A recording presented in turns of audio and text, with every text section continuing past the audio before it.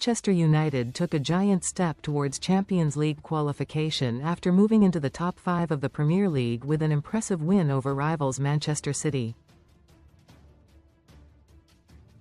Taking charge of his first game since being named as the Red Devils head coach through to the end of the season, Michael Carrick masterminded an emphatic victory over Pep Guardiola. Sign up for the football newsletter. Thank you. Man Utd's jack-in-the-box game plan worked wonders against Man CityCredit. Getty. The Derby Day win was masterminded by Michael Carrick but had Steve Holland's fingerprints all over one playerCredit, payi. Even by Guardiola's admission, the better team won on the day, and if anything the 2-0 scoreline was flattering to City because United saw 3 goals ruled out for offside and hit the woodwork twice. As noted by Sunsport's Man Utd correspondent Samuel Luckhurst, Old Trafford generated its best atmosphere of the season for the derby, and the players fed that by producing one of United's best displays in many years. It was obvious how much all the players brought into the tactics deployed by Carrick and his staff, and in just 3 days of coaching it was an impressive turnaround against a title-challenging team following the limp loss to Brighton in the FA Cup. But how did this happen? Sunsport's tactics guru Dean Scoggins has looked at 5 key points from the derby in the latest episode of our Tactics Exposed show, which you can check out on YouTube or at the top of this article. Read more in football. Thank Bruno.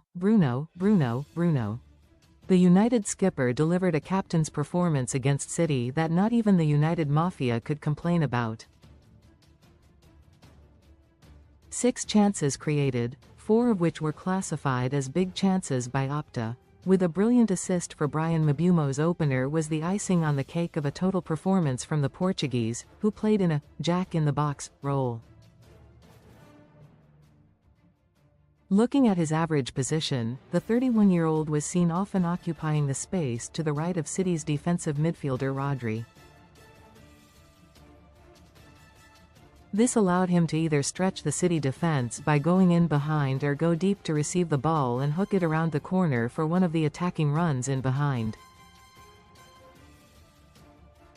Most read in football. Best free bets and betting sign-up offers.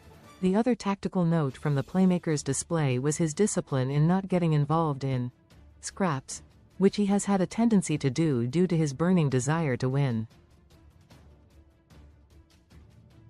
However, with Kobbie Mainoo and Casemiro putting in the grunt work in midfield, this left Fernandes free to be the danger man with his passing when United broke forward. Throughout the game United were ready to spring out of the defense, hence the comparison to a jack-in-the-box with how quickly the counters were when the ball was turned over.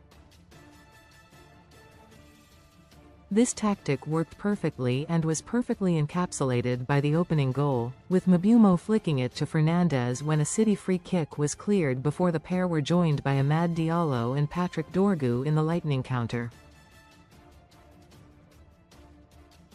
Defensively he was also a shining light as he went alongside Mbeumo into a 4-4-2 shape, which put him on to marking Bernardo Silva in midfield and putting the pressure of playing out on the back of young centre-back Max Aline, who simply did not have the answers for that.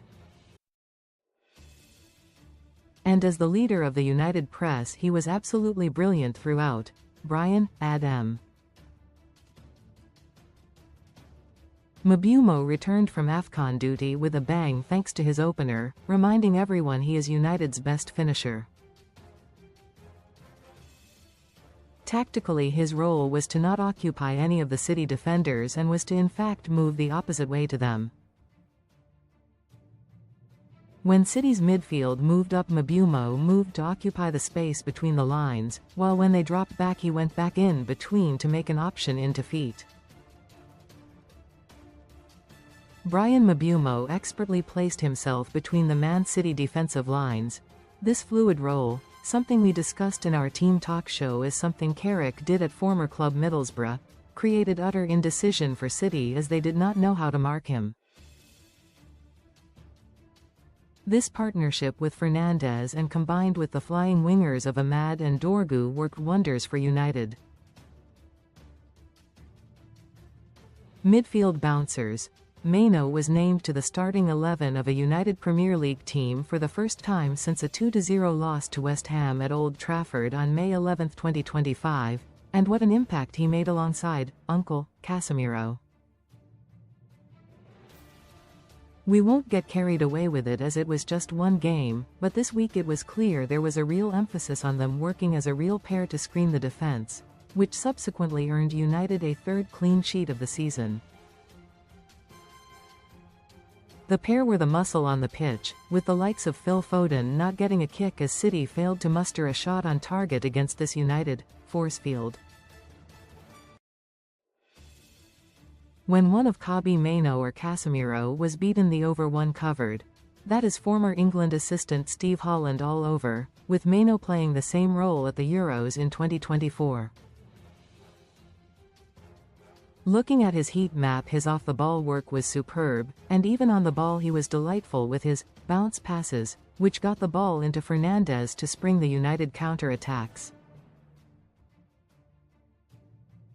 Even after an hour when commentary noted how he looked knackered, Mainoo was still going at the end of the match. Pass the parcel. Harry Maguire and Lisandro Martinez produced a defensive masterclass against the Prem's top scorer in Erling Haaland. Many teams now want to go man for man when marking, but United expertly managed the space Haaland tried to occupy. Harry Maguire and Lisandro Martinez expertly marshalled Erling Haaland, and instead of Haaland being able to lead them away from a stable position, United had an extra man thanks to the 4-4-2 block. Martinez managed to bully Haaland despite the pre-match suggestions of Nicky Butt and Paul Scholes, while Maguire put on a masterclass in terms of communication and put down a real case why he should be given a new deal in the summer. Who let the Dorg out? Dorgu was the surprise name in the starting 11 off the left wing for the derby, but didn't look a step behind, with United having a perfect balance. His direct running gave United a real dangerous outlet, holding the width on the left and giving them someone who could track and pin Rico Lewis. Recommended stories. Shaw was often seen tucking in almost like a third centre-back, with Dorgu acting like a wing-back in echoes of Ruben Amorim's 3-4-3, but his more advanced role eventually saw him nip in at the far post ahead of Lewis to score the crucial second goal. It would not be surprising to see him in this position more often going forward.